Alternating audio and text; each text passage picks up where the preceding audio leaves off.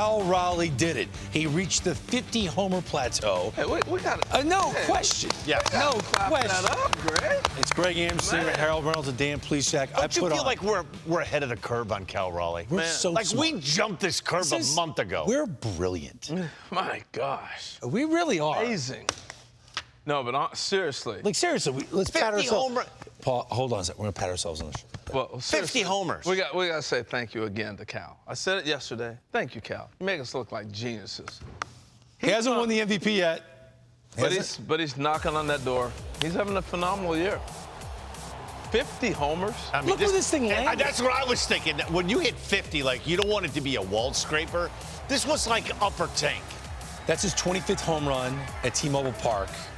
Hits 3 more than the all-time record for any player to hit home runs in a single season in that ballpark. 4 more, than Nelson Cruz in 2018. Seattle Mariner fans are witnessing the greatest power season ever by a catcher, and there is a chance he's only a few homers back, 4 home runs away from tying Mickey Mantle for the most home runs ever in a single season by a switch hitter. It's incredible what he's doing. Look at the Ken Griffey Jr. numbers that he's chasing down. I watched those things happen. And to see Cal doing this is absolutely incredible. Yeah, here's my thing. Every switch hitter, the goal is to be the same on both sides of the plate, right? He's got 30 homers from the left side, 20 from the right.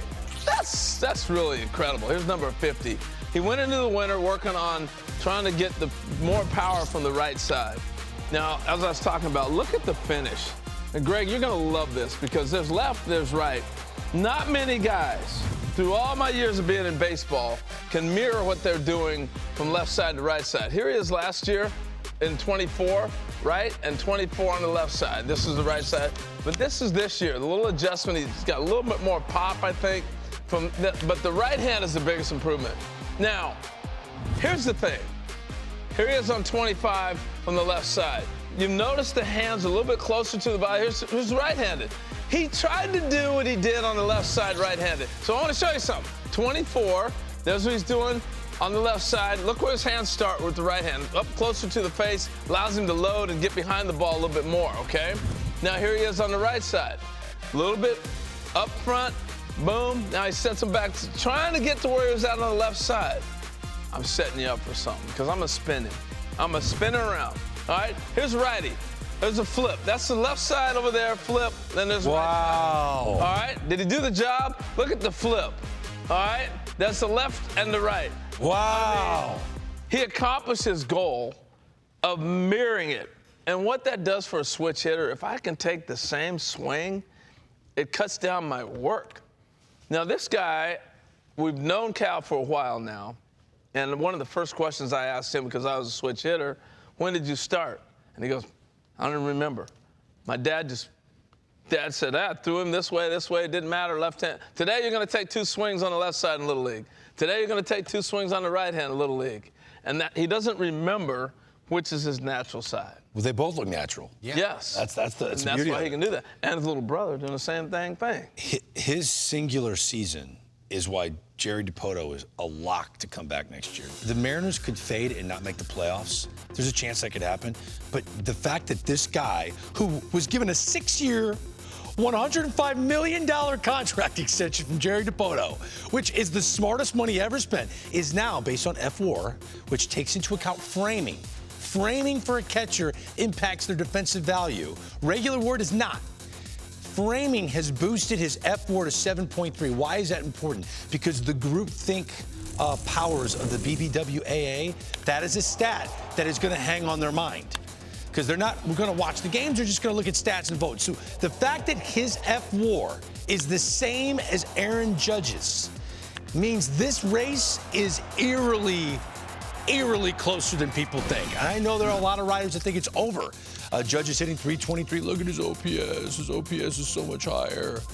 But now that we have a stat that has the letters WAR in it, the group thinkers are going to have to consider Cal Raleigh. The big dumper's in play for the MVP. I mean, the biggest difference is the average, right, and the slug. But, I mean, it's hard to look at what he does. And we've talked about it ad nauseum. He plays the most demanding position in the game of baseball. Harold had a great tape yesterday. Foul tips, foul balls, blocking balls, off the mask, off the knee, off the toe, off the hand. And he's in the lineup the next day. He's caught the third most games in baseball. It's not like he catches 2 days a week and he DHs 3 other days. Can I throw another stat out there that might lead to the value of Cal Raleigh? No team in baseball has scored a higher percentage of their runs via the homer than the Seattle Mariners. 49.3% of all their runs scored this year are by the homer. If only they had a catcher who hit 50 homers before September 1st. Oh, wait, they do. Oh, wait, they do. There's a chance the guy's on pace for 61 home runs. Ladies and gentlemen, the all-time single-season record for most homers in the American League was set by Aaron Judge at 62. The fact that a catcher could be in play to set that mark, this should be a landslide for Cal Raleigh. No doubt about it. For me, it is. Now, I want to say this. Okay. For all the Yankee fans and everybody else out there thinking we're hating on Aaron Judge, we celebrated Aaron chasing 62 the same way. We talked about him forever, every day, because he was doing something historic that he deserved the MVP. Cal Raleigh is doing something historic that deserves the MVP. So if we don't do our job in discussing this properly and fairly, then we're wrong. He is deserving everything brought to him right now because he really is on an MVP-type season.